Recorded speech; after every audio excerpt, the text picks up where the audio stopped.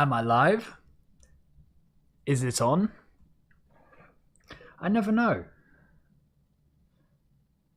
Aha. Okay, I learned from last week to join chat on my mobile phone. And let's just see if I can hear myself. Am I live? Yeah, there we go. I can hear myself. Let me just see if I can also hear the piano. Ooh.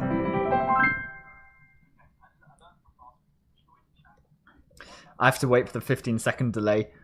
I think it's about 15 seconds. You might be able to hear me twice. Okay, awesome. Okay, it looks like it's all working. So I had some dramas trying to start this stream. It seems to me that it doesn't matter how prepared I think I am. I always seem to have like an hour of hold-ups before I can actually get going. I have my number one fan on the stream. Okay, well that's good. Yeah, so valuable lesson I have learnt. Never shave just before you're going to stream live, because all that happens is you massacre your face and you get loads of little cuts, especially if you're like me and you have these little spots. And then you have to wait for your face to heal before you can actually stream. So, yeah, lesson learnt there. That's new. I'm learning all the time. Hey, my mum found me. Okay, well, I think that's all two of my viewers are here. Time to get started. So I thought I would just explain something. I've updated all the information on the stream. So just to be clear, officially, the reason I'm doing sight reading is because I'm preparing for an exam. I don't have a date set for the exam, but I will be doing a teaching diploma. I mean, I've been teaching for 14 years. So I don't feel like I really need the diploma, but you know, I'm gonna find the exam pretty easy. So I figured I might as well get the qualifications so I can wave it around, show it to people.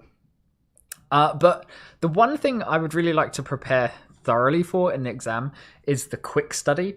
So in the performance diploma I took, that was all performance. It was like a half-hour performance of, you know, pretty high-level music. And that went really, really well. But in this exam, the teaching one, really it's all about teaching methods. And all that's fine because I have loads of experience. But one of the difficult things they'll ask me to do is a quick study. And a quick study is basically sight reading. It's a tiny little bit different.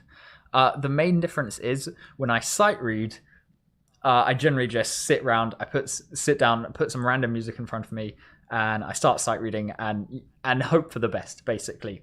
A quick study is a little bit different in that you are actually meant to spend a few minutes studying the music. Now, I'm not actually going to do proper quick studies live on stream, because then you would just be staring at a piece of music that you can't see for 5 minutes. But I am going to glance through it. I've decided I'm going to do some Mozart today, because I have this whole book of sonatas that I think I bought because I was interested in one sonata. And then I wouldn't put it past me to have sight read this book in the past. It would have been a long time ago, though, so I don't really feel like I'm familiar at all with most of the music in this particular book. So I'm going to work my way through this one, but I will just glance through the pages to start with. Now, unfortunately, I can't show the music to the camera, really, not easily. That would be great, though, if I could go through it with my viewers all examining it. That would be really cool. But unfortunately, I'm just going to have to talk through it a little bit. So I'm looking at a sonata by Mozart. The first thing I notice is we have some good things, some simple things. So for example, we have these Alberti It's an Alberti bass. I hope I haven't got that wrong because there are a few things I might have mixed up the names. I think it's an Alberti bass. It's when you go... It's this simple pattern. Now that's great, and you see it in Mozart a lot, and that's great because it's relatively simple, and it means as long as you understand what's going on there, like you recognize the C major chord and this G major chord, and then you just break them up like that. It means you barely have to think about it. You know, I've done stuff like that so much that that's automated. So that's really good to know. So we've got a few of those. I see some sort of arpeggios. Okay, they're actually very easy. So they shouldn't pose too much of a problem, but it's good to know that they're there. Some arpeggios are really difficult. Those ones are spread between two hands, so it shouldn't be too much of a struggle. I also see a lot of ornamentation. So we have arpeggiated chords. So that's just when you take a chord and then you arpeggiate it. Basically, you break it up. I see quite a lot of those. They won't pose a problem at all. I see a lot of trills. Trills can be easy or they can be a real pain. A lot of these look like they'll be a bit of a pain because he has put a lot of trills on very short notes. Like, so for example, there's a little bit here. Now, fitting in, when you have a whole bunch of semiquavers, honestly, it's so hard to fit in an actual trill into the space of one semiquaver. I think I will probably end up playing those as mordants. So a mordant is like a tiny trill where instead of alternating repeatedly, that's a trill, a mordant just does it once. So I think when I encounter those trills, I will probably just play them as mordants. Yeah. I mean, I'm not going to play fast, but even so, fitting those trills, decisions like that are very useful because that's going to stop me from just going through the piece and then trying to like do proper trills all the way through. If I just decide right now that I'll actually play them as mordants, it's going to make life a little bit easier. There's a trill down here that's I find a little bit confusing to look at. Basically, it's written on G, and then there's a trill, so you'd think it would be this. But it has a sharp next to it, which implies to me that this trill is actually meant to go down. Because if you sharpen the... So G, above G you have A. If you sharpen the A, you get that, and I'm pretty sure that is not what he's going for. No, he's definitely not aiming for that. So something I don't really understand in Baroque music is how people know whether trills are meant to go up or down. With mordants, they indicate it. You have upper mordants, which are a little wiggle, and a squiggle, and if it's a mordant that goes downwards, it has a line through it. So that's how you tell the difference between them. With a trill, it seems way less clear. Like, I actually think it's something that there are scholars around who are always like, it would definitely be this way, and I am perfectly happy to take their word for it. But when I'm just sight reading, I don't know which way a trill is really meant to go. Anyway, because this particular trill has a sharp on it, I'm going to guess it's going from G to F sharp. So let's see, it'll be, the melody is... So with the trill, I guess... I have my doubts. Well...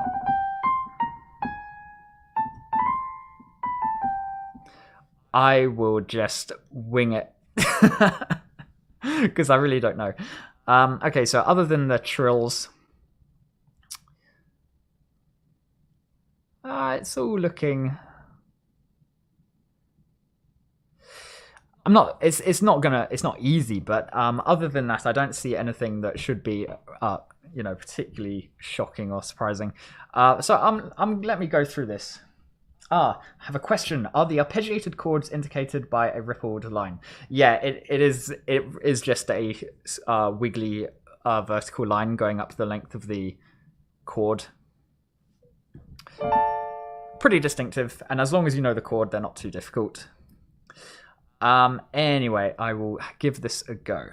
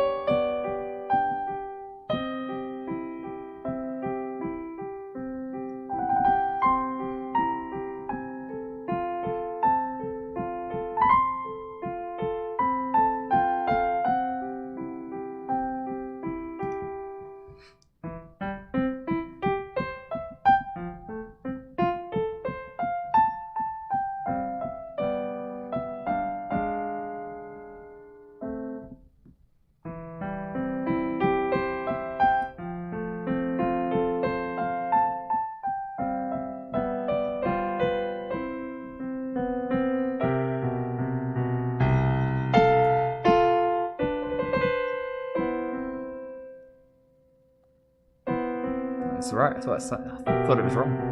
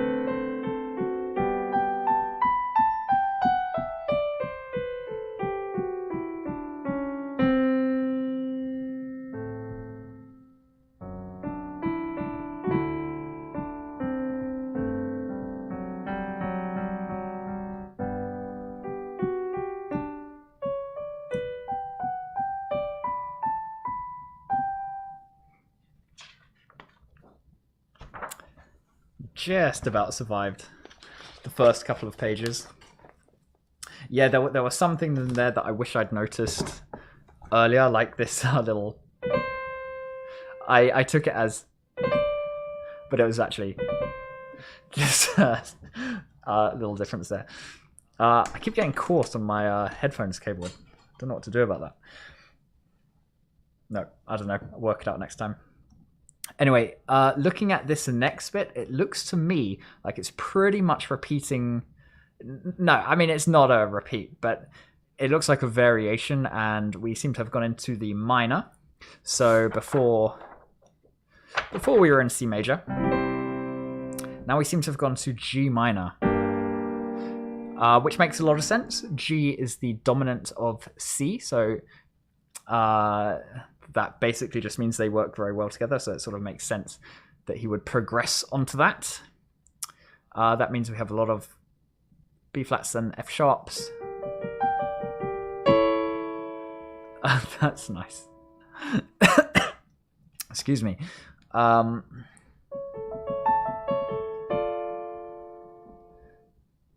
Okay, so I don't know what this little pattern is called. Wrong key. That little climbing. That can be easy if you have prepared your fingering correctly. If you have to wing it and your fingers are just in random positions, that can be really that can trip you up. It will probably trip me up.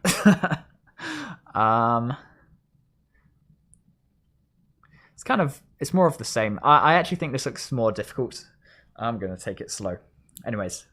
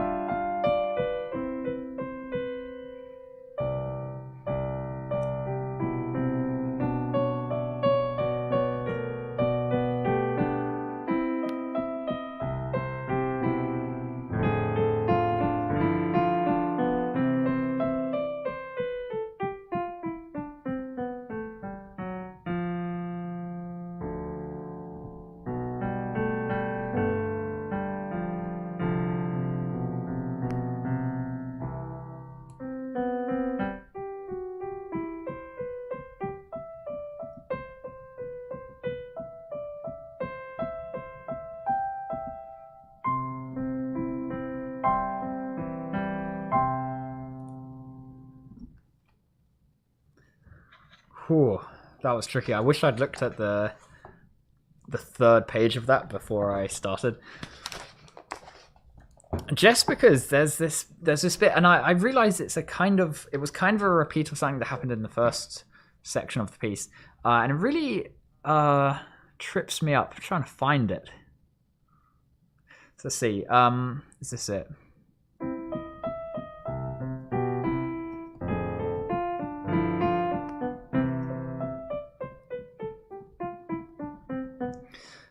Yeah, I got confused there. Let's see. What's confusing me about that?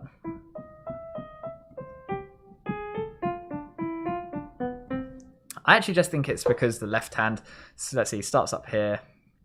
We've got this kind of wait.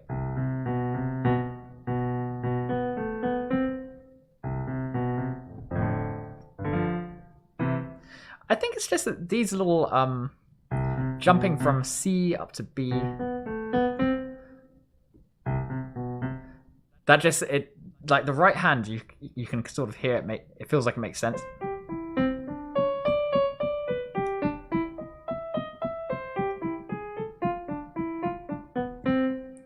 But the left hand, I know it's unfair to the left hand because the left hand's not playing a melody. Wait, no.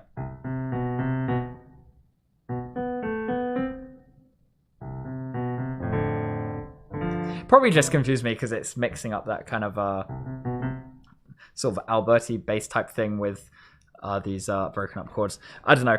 I think my brain just can't process that many notes fast enough. Looking at this last, is this the last bit? My God, definitely not the last bit because it's Mozart, so it goes on forever. Last bit full of triplets. So he was like, I'm bored of the technical challenges in this piece. Let's completely change the technical challenges you have to deal with. So let's see. Triplets that in themselves are not a big problem.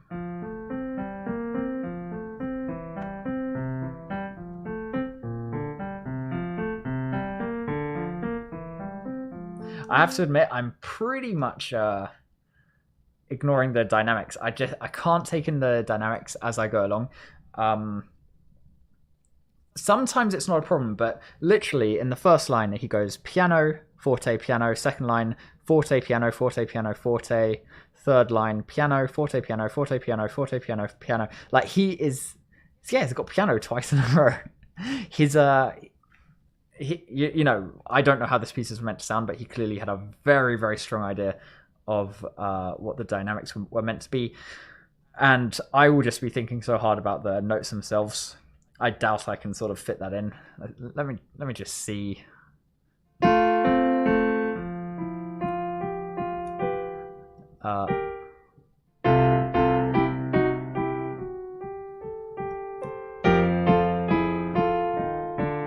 Yeah, I can see how it's really effective going from quiet to loud constantly. I won't be able to fit that in. Let's see. The left hand always gets shortchanged. I noticed this as well. Well, shortchanged unless we're playing Bach, in which case Bach is like, why would the left hand not have to work just as hard as the right hand? The left hand has to repeat everything the right hand does, and you know what? Both hands are going to play two separate melodies simultaneously. That's Bach with his 4-part inventions. Terrible, terrible man. Anyway, other than triplets and dynamics, which I'm going to ignore, what else is going on here? A lot of accidentals. Nothing I can do about that. Can't ignore those. Trills again. Oh, this is an interesting little bit. What is happening here? Let's see.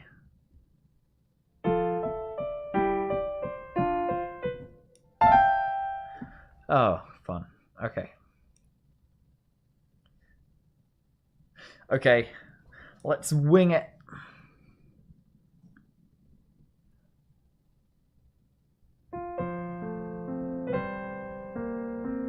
Oh, sorry, that's so irritating. Straight away, so it has B flat in it, we're in F major. So I'm like, okay, B flat, F major, no problem. And the very first B you encounter, he makes it natural, which is okay in itself, except it's immediately followed by a B flat on the left hand, which made me just think I was doing everything wrong. Anyways.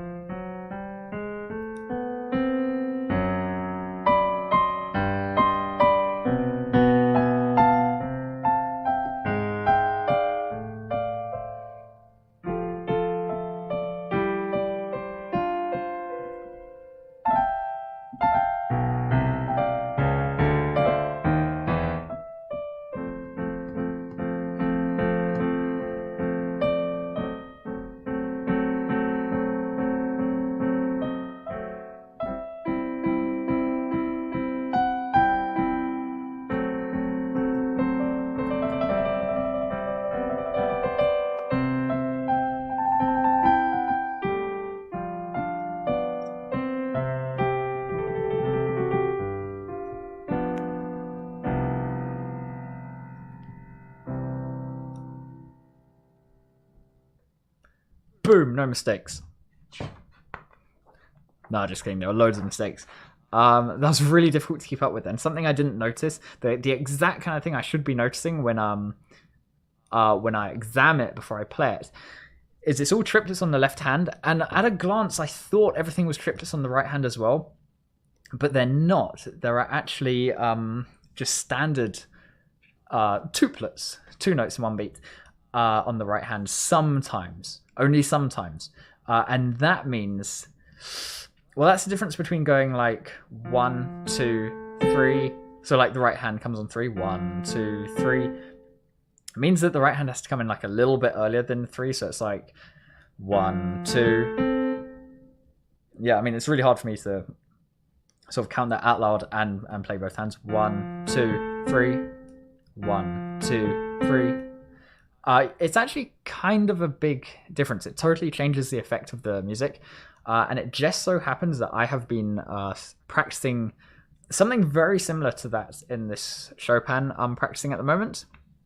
The Chopin is worse because it's 4 against 3, which is a little harder than 2 against 3. But yeah, luckily I'm sort of okay with that at the moment.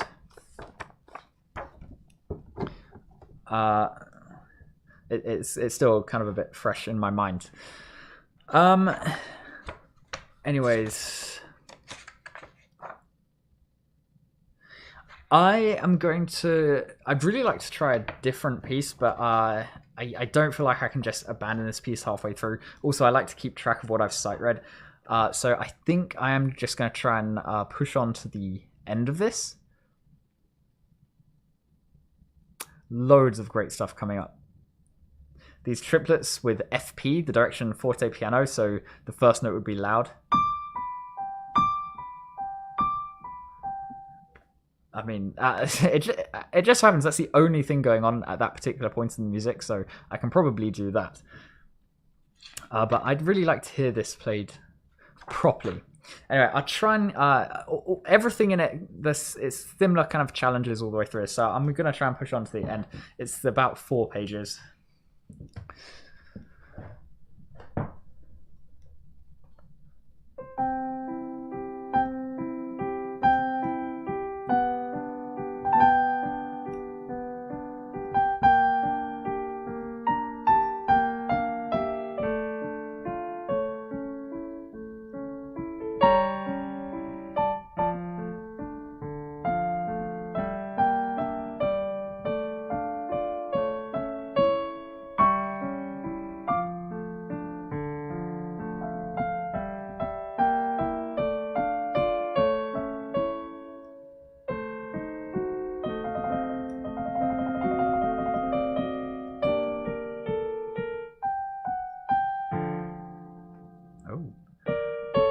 the treble clef on the right hand.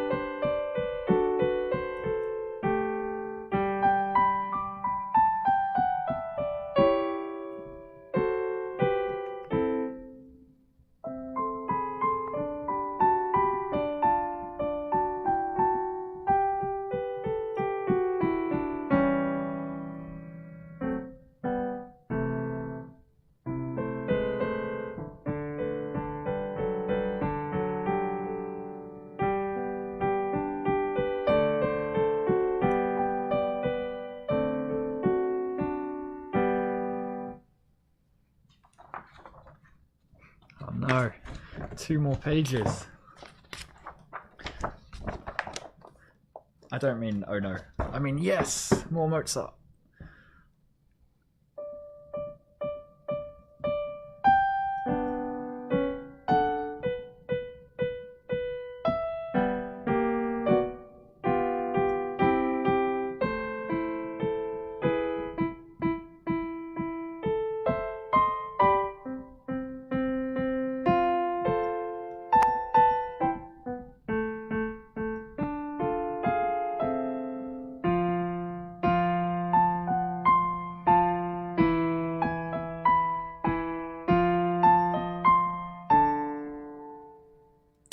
You know what? It's meant to be in the bass clef.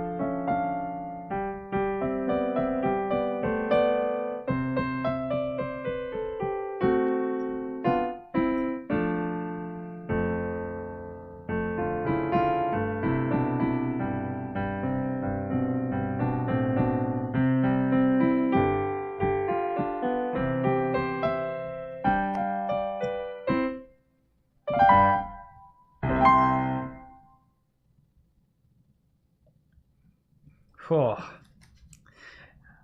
that is obviously a really, really nice piece. There's certain bits in it, like this.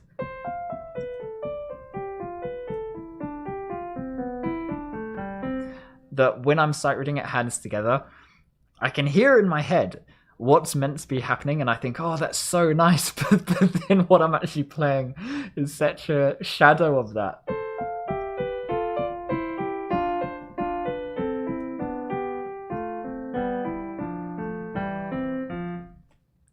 I mean, you know, it wouldn't be very hard to learn.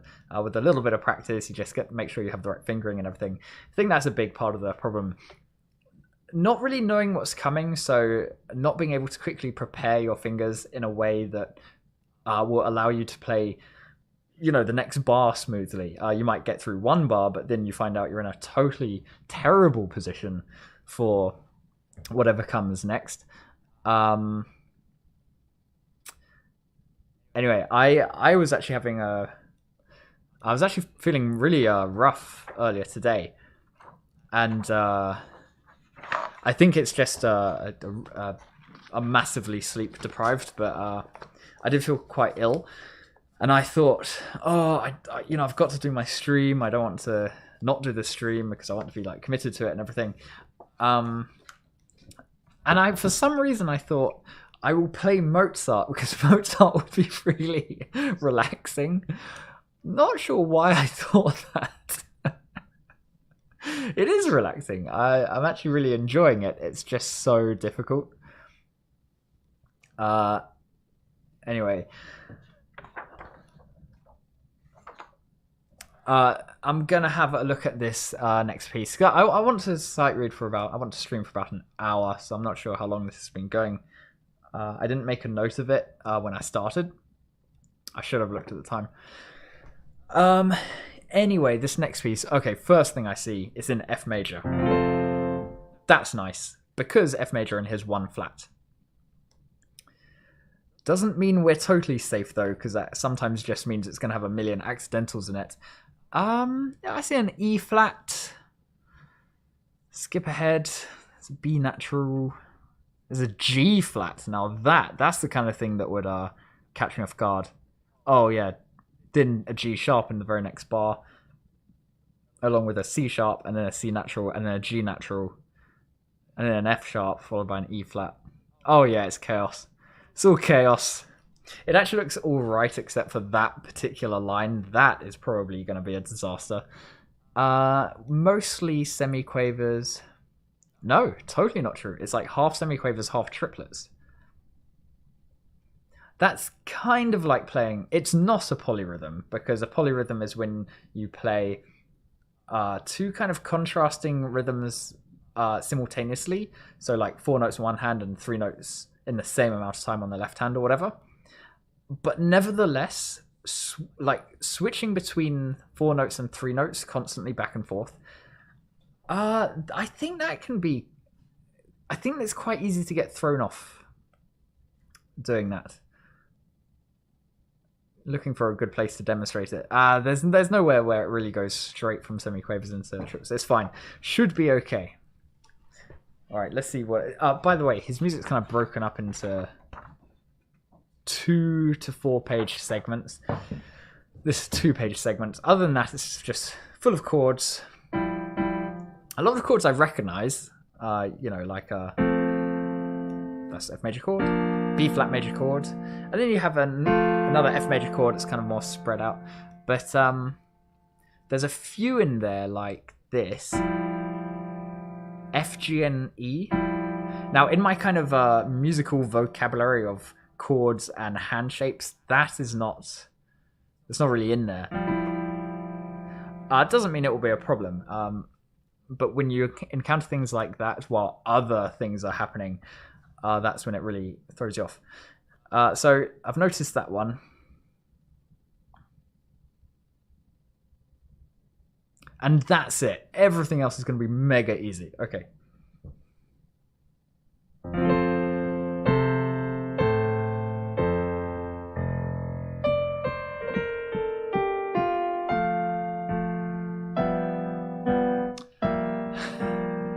Immediately forgot the B flat. Rookie mistake.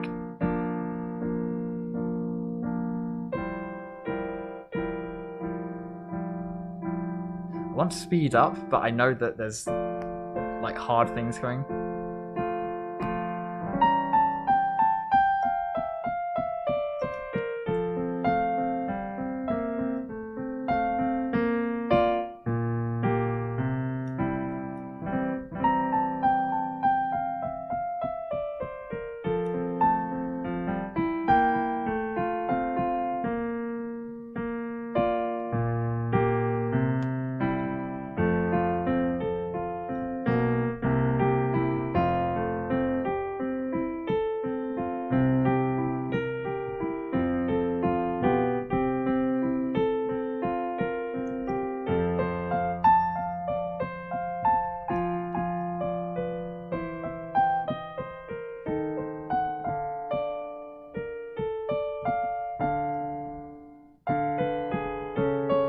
This is the bit I was talking about with the millions of accidentals.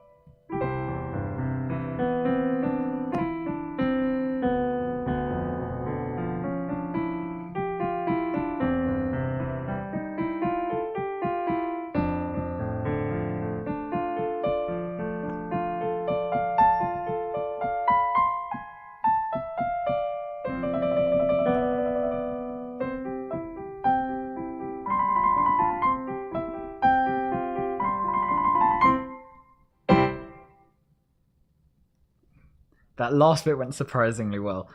That's because it went to the Alberti bass.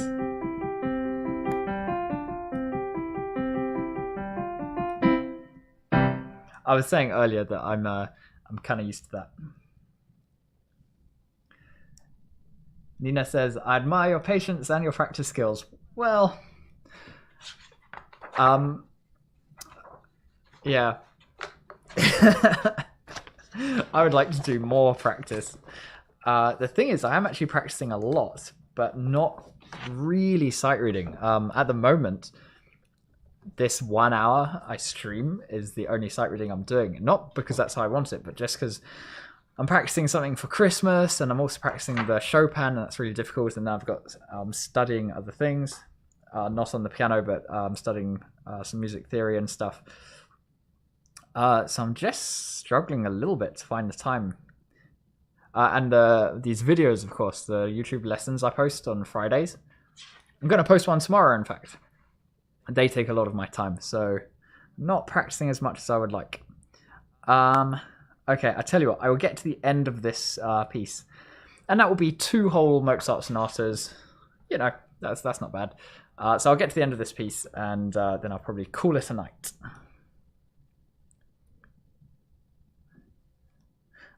Almost forgot that I was actually meant to be looking through the pieces and, you know, taking notes. This actually doesn't look too bad. The only thing that stands out to me about this page is we now have this, he's added this rhythm, dotted quaver, semiquaver. So that's like 1, sorry, it's actually on 2. 2 and 3 and 1. Is that right? That is right.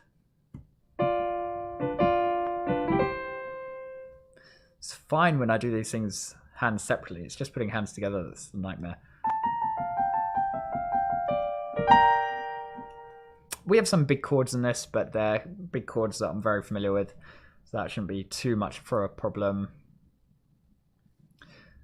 We have chords that were on the previous pages.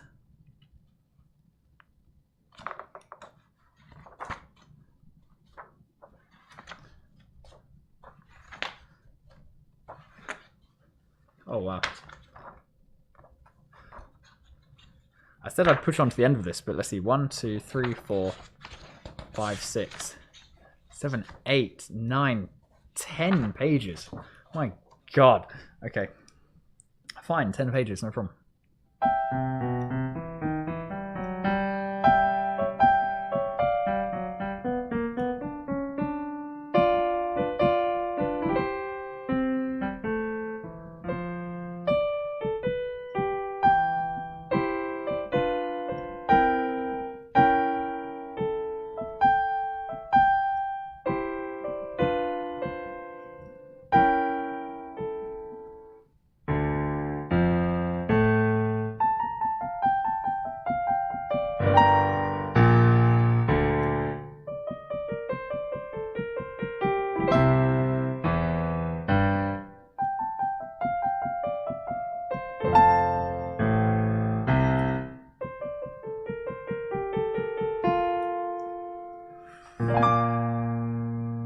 That's an unexpected chord.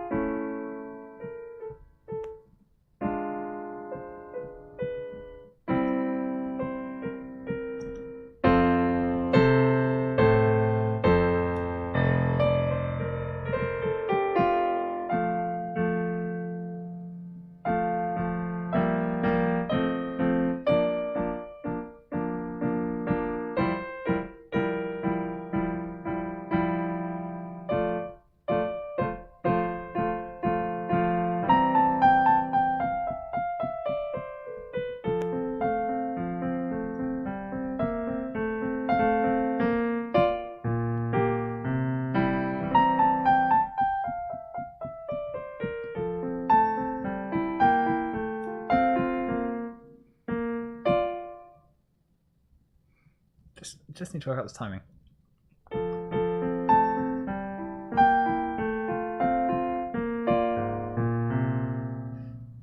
One, and 2, and 3, and 1, and 2, and yeah.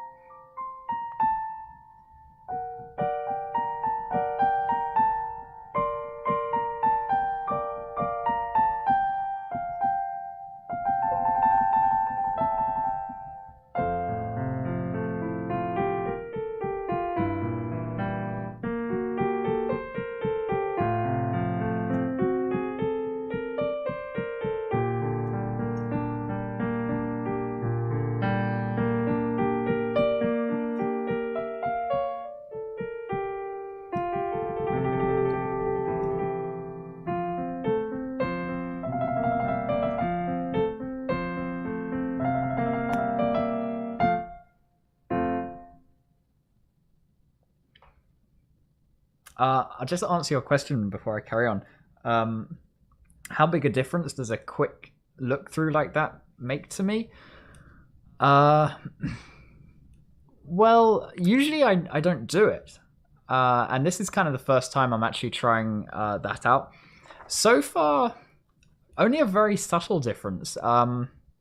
More like it's useful for spotting.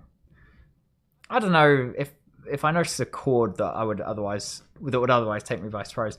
But so far, I'm not really seeing much of a difference. But I also think the quick study method is probably something that requires practice.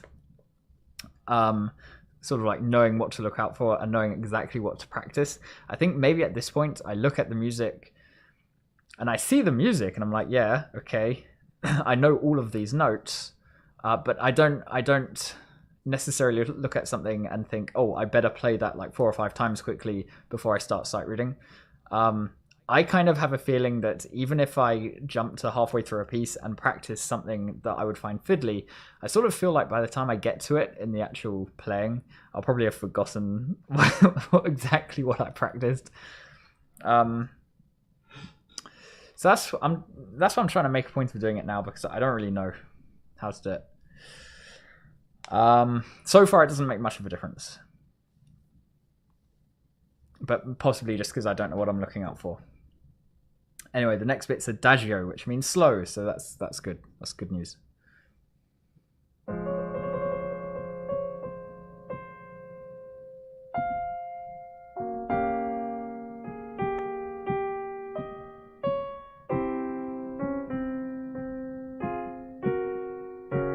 Ah.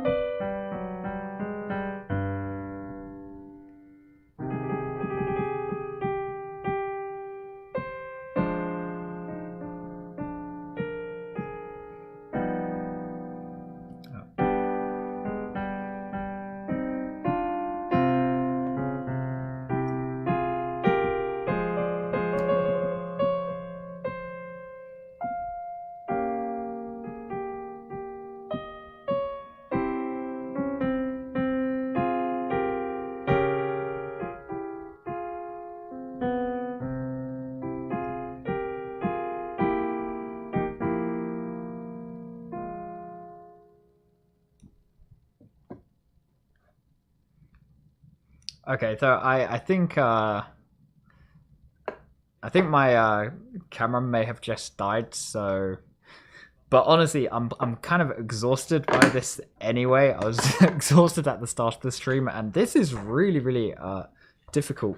So I think that's a sign.